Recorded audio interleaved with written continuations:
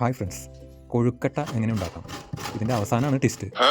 കൊഴുക്കട്ട ഉണ്ടാക്കാനായിട്ട് ശർക്കര ചിരകിയത്, 1 കപ്പ് ചിരകിയ തേങ്ങ, ഇതിലേക്ക് 5 ഏലക്ക, കുറച്ച് ജീരകം പൊടിച്ചിടുക, അരിപ്പൊടി 2 കപ്പ് വറുത്തെടുക്കുക.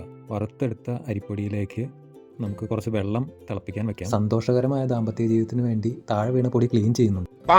വെള്ളം തിളച്ച് വന്നിട്ടുണ്ട്. അപ്പോൾ അരിപ്പൊടിയിലേക്ക് നമ്മൾ കുറച്ച് ഉപ്പ്, അതുപോലെ കുറച്ച് ജീരകം കൂടി ആഡ് ചെയ്ത് കൊടുത്തു. എന്നിട്ട് തിളച്ച വെള്ളം ഉപയോഗിച്ച് നമ്മൾ ഇത് മിക്സ് ചെയ്തെടുക്കുക. ഈ അരിപ്പൊടി നന്നായിട്ട് മിക്സ് ചെയ്തെടുക്കുക. അതിലേക്ക് കുറച്ച് നെയ്യ് ചേർക്കുക. നെയ്യ് ചേർത്തതിന് ശേഷം കൈകൊണ്ട് നന്നായി ഇളക്കിയെടുക്കുക. എന്നിട്ട് കയ്യിൽ കുറച്ച് നെയ്യ് തേച്ചതിന് ശേഷം ഒരു ഉണ്ട പോലെ എടുത്തിട്ട് അത് ഉരുട്ടി നല്ല ഉണ്ടയാക്കി നല്ലൊരു കുഴി പോലെ ആക്കുക. ആ കുഴിയിലേക്ക് ഈ ഫില്ലിങ് ചേർത്ത് കൊടുക്കുക.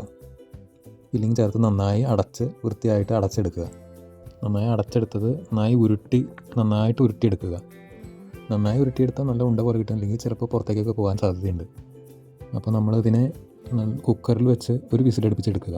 കുക്കറിൻ്റെ എയർ പോയി കഴിയുമ്പോൾ വിസിൽ ഊരി തുറന്ന് നോക്കുക. നല്ല സ്വാദിഷ്ടമായ കൊഴുക്കട്ട റെഡി ആയിട്ടുണ്ട്.